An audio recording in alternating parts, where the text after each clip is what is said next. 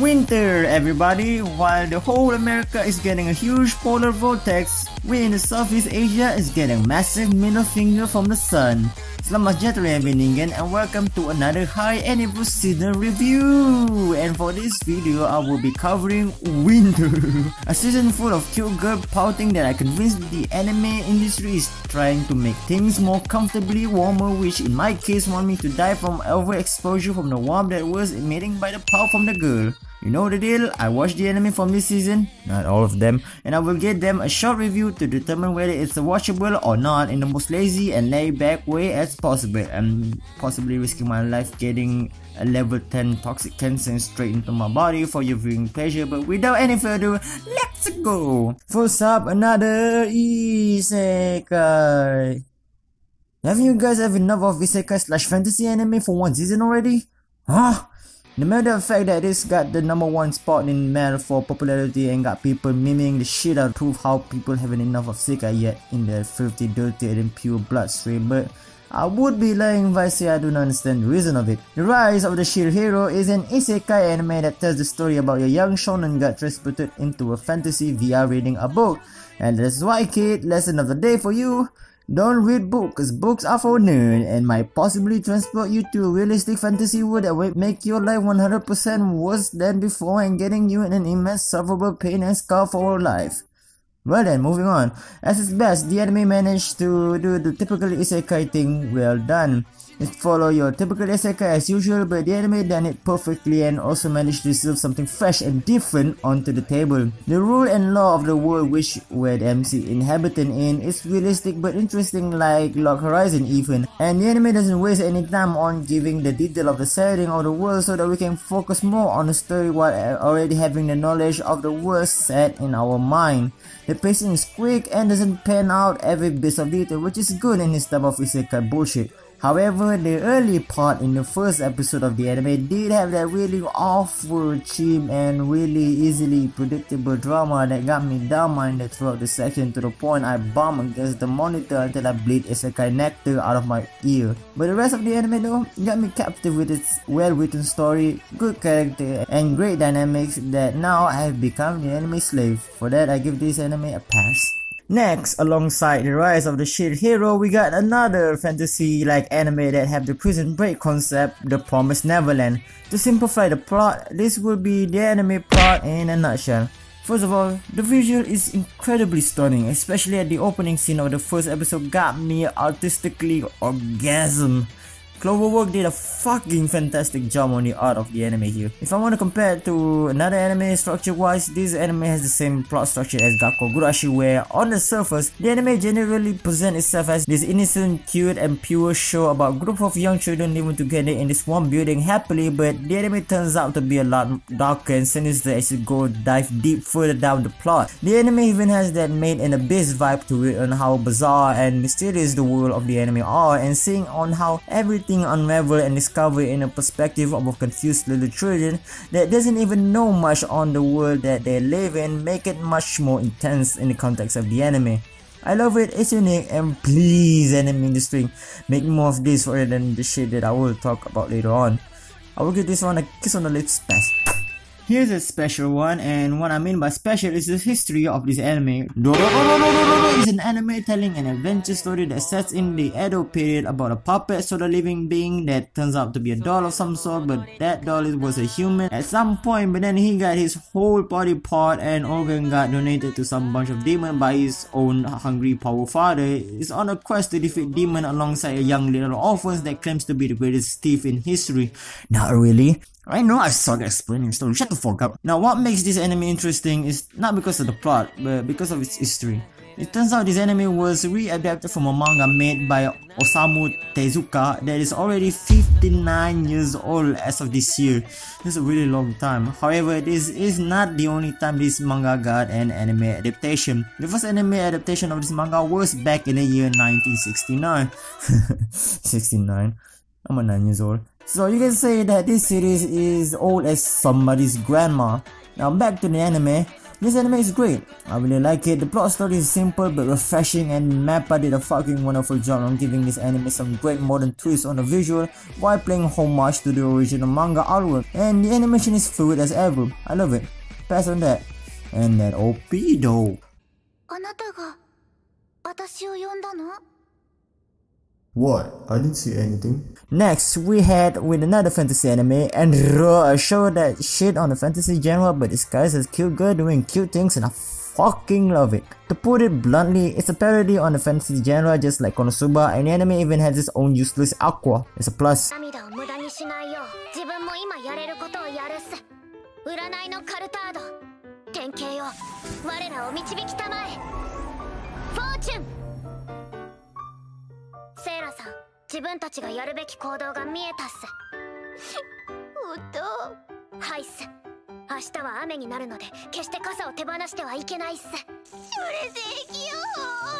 Plus, it's a bunch of stupid girl doing stupid stuff, but the plot is quite interesting as well, as the anime tells the story about a lolly demon king trying to take revenge on all the main characters, as she was originally the big main demon lord but got sent back in time because of a certain event and become a lolly demon lord. Makes sense. The art is cute and the anime is quite nice and really enjoyable to watch. I give this one a pass. For the next few anime, I'm going to put it in a segment because damn, we got a few heroes for this season, and for this segment, I'm going to call it Hollow Pogo on a Stick. We finally got a decently good harem after a long time now that won't cost me to attempt to put a gun inside my mouth segment. So without wasting any moment, let's just dive right into it, baby! Let's start off this segment with a show that has its harem on fucking steroid. I assume the anime is a harem because of the amount gap ratio between the male and female is big, like 1:10 big. How clumsy you are, Miss Ueno. I fucking love this kind of ridiculous bullshit anime. The plot and the premise is simple but yet crazy, telling a story about an overly hyperactive girl tries to make a really heavy stupid dance boy that she has a crush on fall in love with her via the modern technology invention of science. In a way, this is a parody comedy to the harem and the modern shonen slash shoujo romance genre in a nutshell, and I really love it. As a guy who has watched too many harem and romance anime to the point where I couldn't count how many I have watched, this show really makes me laugh my asshole, but it's a shame this anime is only 10 minutes long. I'll give this one billion signs of approval pass. No, I won't tolerate this anymore. No, you stop. It's time to stop. I won't be having another Kuzuno Honga shit. I won't be enough for that shit. Fuck you. It's time to stop! It says clock. It says clock? If the ones before is harem with steroid, this one is harem with motherfucking ganja on how everything is fucking bullshit about the whole damn thing.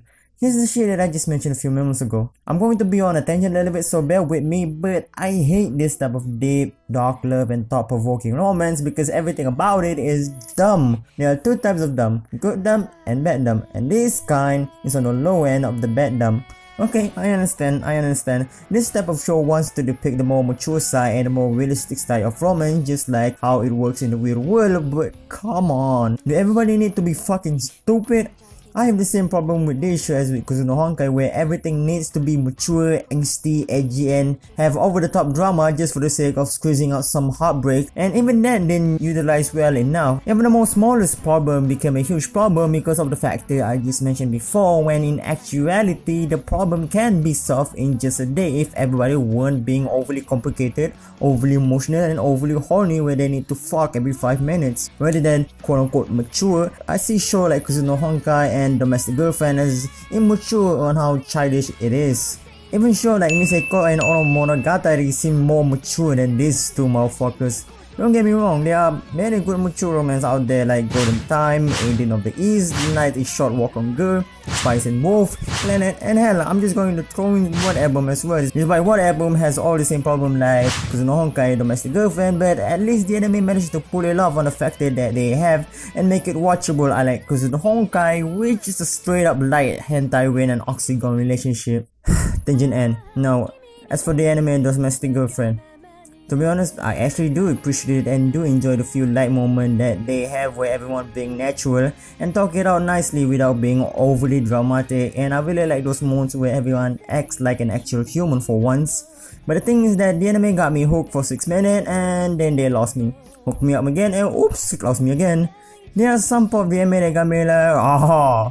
That's hard. But then some part of the anime got me pointing a gun at my head. Well, will I willing to give this anime a chance? Absolutely yes, because I can at least get some enjoyment out of this anime, and I would like to know on how the anime is going to end, because at least Kusuno Honkai did the ending beautifully. But if the Master Girlfriend ending doesn't go right, then there's always the manga option to read. At least at the moment, this anime is mixed bag for me, and for that I will give it a meh.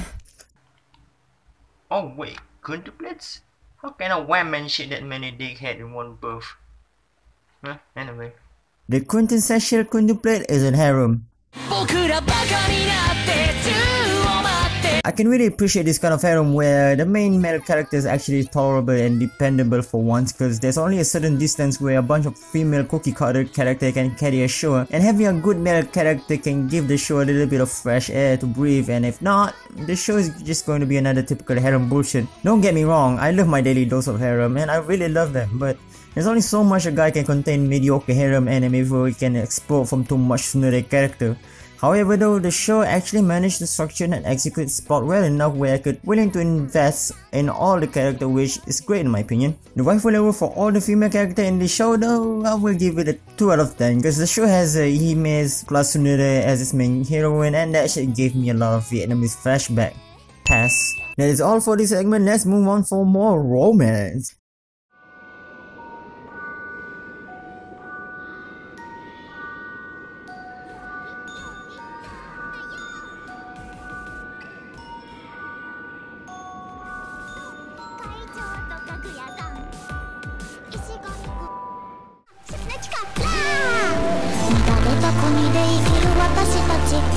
If ancient Chinese philosopher Sun Tzu, who has wrote The Art of War, was still alive until this modern day, he would have been proud to see his teaching was put into a good use.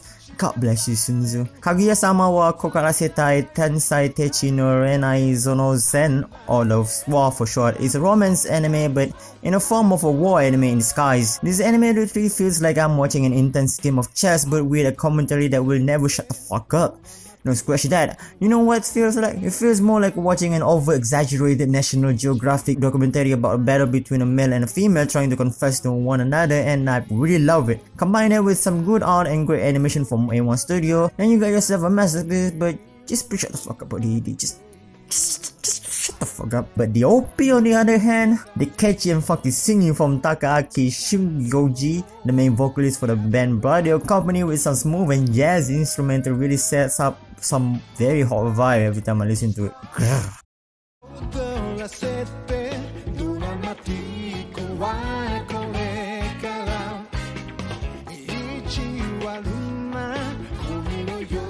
Yuri, oh hell wait, it's in the Shingeki no Bahamon universe. Where's my daddy for Varo? Oh fuck it. Anyway, it's beautiful, it's sweet, no bait, just straight Yuri, pass. Go watch some Many of Your Friends if you're a fan of Yuri. Alright, here's another short segment I like to call anime that I think I'm glad got a sequel but still haven't watched the first season segment. First up, Kakegurui. I know, shut up. I know I should watch this anime by now, but I haven't because, you know, some bullshit. Just shut up. Pull down that pitchfork, Karen, and don't crucify me yet. Anyway, yeah, Kakegurui Season 2. More gamble and more jibame. Place your bet on how many times all the characters will get an orgasm from playing gamble, and every time they do, take a shot. I bet you guys will get fucking wasted by the end of every episode. Next is 3D Kanojo Real Girl. More like 2D Kanojo Fake Girl, am I right, leh? Thank you, I will be here all week, people. This anime, in my opinion, is the blandest romance anime I have ever seen, and I watched them nisekoi for Aqua's sake. I could really tell this show is trying really hard to relate to the quote-unquote sad anime fan in the most obvious and transparent way as possible. I mean, just look at the title of the anime itself, and the fact that they didn't innovate it in any way from the original source material, which is already bad itself, make the anime even more worse. Because of that and some few other factors such as cliche moments that have been overused but never changed or innovated, still melodramatic drama, nonsensical development, oddly weird pacing, bad art, bad OST, and the awkward and cringy dynamics between the two main characters, what made me drop the anime at the 3rd episode for the first season, because it didn't appeal to me and I can enjoy it at all, and the way it sucks and it's trash. But if you like it though and can enjoy it, good for you. You do you, my friend. Dead alive, more like get alive, am I right, leh? Yeah, I should stop that by now. Dead Alive series is just one of those weird gun situations where unless you already put 100% dedication on the series, then you won't enjoy it, and I'm one of those people who still haven't watched the first season yet, even the first episode. So I can feel excited, but hey, again, if you enjoy, lucky you. Maybe I will catch up on the series, maybe. Here's one where I actually watched the first season of it, Mob Psycho, Season 2. Damn, Bone has done it again. If Love is War was able to achieve sexiness with its OP, Mob Psycho able to do it with its Sakuga. Mob Psycho, still refreshing, still a good show, and finally we got the second season after for a while now, goddamn, really appreciate it, Bones. That's the end for that segment. Alright, we got another few anime left, so let's go! My guilty pleasure of the season, My Roommate is a Cat. As the title suggested, this show is self-explanatory. Now, what got me interested about the anime are its story structure and the way on how the story is executed. The story follows your typical lonely, over-introverted sad anime boy going through his life after his parents pass away, meanwhile working as a writer, but the way the story narrated is by half of the episode. The anime will go through the story by the perspective of the main character, and we got to know more about the personality and the mentality of the main character as he telling his side of the story. Meanwhile, the other half of the episode, the anime will go through the story in the perspective of the cat, and we got to know the cat backstory and the cat in the monologue, commentary and emotion as the cat telling her side of the story as she going through her daily life with the main character. The anime is a more character-based show rather than a story-driven show like the one that you can usually find in a slice of life anime that is the same kind as this. Obviously, that kind of narrative is not mind-blowing, but it is simple and interesting and it works, as it's really different from the other slice of life anime that I have watched. The show is good, pure and full of heartwarming moments that got me the heart-hitting feels, and the dynamics between the MC and the cat is actually good and well written despite only it being a pet anime. I give this one a paw pass.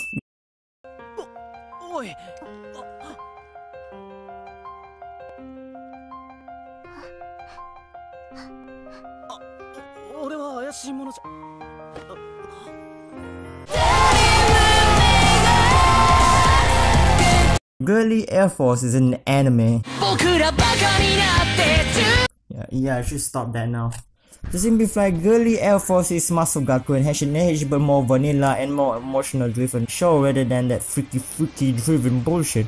But I bet you guys already forgot about Masugaku and HiAniView, so let me explain really briefly. A group of girls will pilot a mecha, in this case a jet plane. They are connected through them internally as a life source and will go pew pew pew pew pew. But then, oh no, the girl run out of energy and are damaged heavily. What will they do? So that's where the MC will be like, I'll save you, and fill them back, heal them and support them with love, which in Girly Air Force case, fill them with love emotionally, unlike in Masugaku and HiAniView where the MC will fill them with love physically, you know, doing the bada bada bing schlock look. Masugaku and HiAniView was a dreadful show, but hey, I like this anime though and I really enjoy for what it's worth despite its simplicity in concept and art wise. However though, it won't be for everybody, but despite the anime it's on that mediocre level, but hey, unless it's more enjoyable than goddamn Domestic Girlfriend, that's for sure.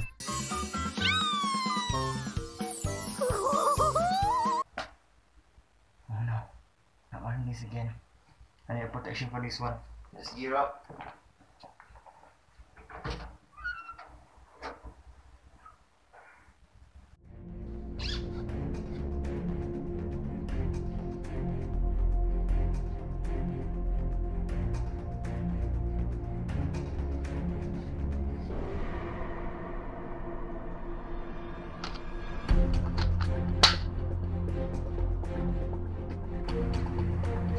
No, man. Alright, here I go. Nope, I'm not preparing any of this. Nope, still not prepared. Shut up. FBI, open up! What a 10 and Angel Flew Down to Me is another great fucking comedy anime about a pervert and a loli. Again, just the dynamics between both a pervert and a loli are such a great combination for a humorous disaster. The show is cute, funny, and so much fun to watch despite the questionable MC and some worrying moments and scene here and there, but it's fun to watch nevertheless. This is going to be another one of my guilty pleasures for this season for sure. I saved the best for last. So, you were caught plagiarizing an anime. Is it true? Well, so you have nothing to say, huh? Wait a minute. Send him to the ranch! Oh my god, I just can't. I'm weak to anime that got me thinking a lot of shit, but in a good way, obviously. Boogie Pop is a clusterfuck of mystery and thriller goodness, just the way I like it. If I want to make a similarity, this anime is a godchild of Durarara, the Monogatari series, and the melancholy of Wari Suzumi after some wild drunk sex orgy while high on crazy dank kush in the middle of a calm night. This anime just make me want to come from its chilling mystery. You know, that's actually pretty disgusting when I say it out loud. Okay, first of all, this anime has all the good factor of a psychological thriller has to offer, from the dark vibe of it to its plot, knowing how the story of the anime deals with its narrative, and just the way the anime executes its plot and development is interesting and refreshing and always got me asking more questions than getting answers as the story moves forward. The anime also left me wanting it more, as every time I finish an episode of the anime, and that first episode, ooh, that's how you do a mindfuck of a first episode. The first episode not only achieved to confuse the shit out of the viewer, but also managed to introduce the plot and the character properly, but also got you hanging asking what the fuck did just happen, but not to the point where it becomes confusingly absurd and unnecessarily slow. However, if I want to be frank with you, the anime is not that confusing as what people like to comment about it. I don't know, but maybe because I'm already adapted with this kind of structure, but I find it not very difficult to understand the story, unlike other anime that have the same nature as this one. For example, the Monogatari series, Durara, Roku no Yusha, or Steins Gate. In terms of art, despite the clunky but smooth animation, but it managed to serve a purpose on the overall art and vibe of the anime. At least it did a better job than Junji Ito the animation. Yeah, fight me. Look, I can go on and on about the anime, and if I do, the video will be 1 hour long, and I even haven't touched the character yet. Just watch the anime and process it. I will do say though that it won't be for everybody, but I really do recommend it for the people who just want to get some quick thrills and get fucking brain really hard. This video took longer to make than I expected, and I apologize for that. The reason this video took longer to make is because I have to write a whole new script and do a whole new recording, because I wasn't satisfied with the first script and the first recording that I did, because the way I wrote for the first script is like I was depressed and I was really angsty with it. And the first recording for this video sounded like I'm on my lowest energy, and it sounded like I'm sad throughout the recording, and that's not how I wanted to present myself, so I scraped all of it and just make a new one. But on the bright side, I was able to do and implement some skits here and there for the video, and that was fun to make. Anyway, I hope you guys enjoyed this video and like the video. If you did, comment down below on what anime is your favorite for this season. And don't forget to also leave a feedback towards the video that I make, that will be highly appreciated. Hey, last minute extra note, Hirugaki here. I realized by the time I'm doing the last touch-up editing on this video, I don't exactly entirely know what's going to happen later, but what I do know is the cause for this second coming of Apocalypse, which I'm not bothered to talk about it. Go watch Kim's video for it, or any other YouTuber that has already touched on the subject if you need more information about it, because they can explain the whole issue a lot better than me. Also, the fact for that cause is that now YouTube have disabled the comment section for every each video on YouTube, including the small YouTuber. It's still kinda in the early stage of it, and so many people are still unsure on what's going to happen after this. It feels kind of frustrated and sad on how this keeps happening over and over again, and this is all caused just by one petty man, and he did all for just one petty motive. Also the way on how YouTube respond and take action on this issue are not only going to give burden and give effect to all YouTubers, but also all of the users, which is really sucks. Well, we just have to wait and see, but for the time being, drop me something on the DM on my social media account if you have anything to say. That's all. Peace. Other than that, subscribe to my channel for more video and click that bell magic to get notified for every time I upload. Social media down below. As always, see you guys next time. Always enjoy your life despite what problem you have.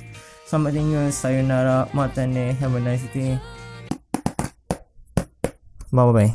僕らバカになって宙を待って今だけを忘れてらたた踊り明かそうこの夜を明かそう涙を干して眠るように嘘になってしまわぬように僕じゃない僕にもらったた最低な憂鬱な日ですね君と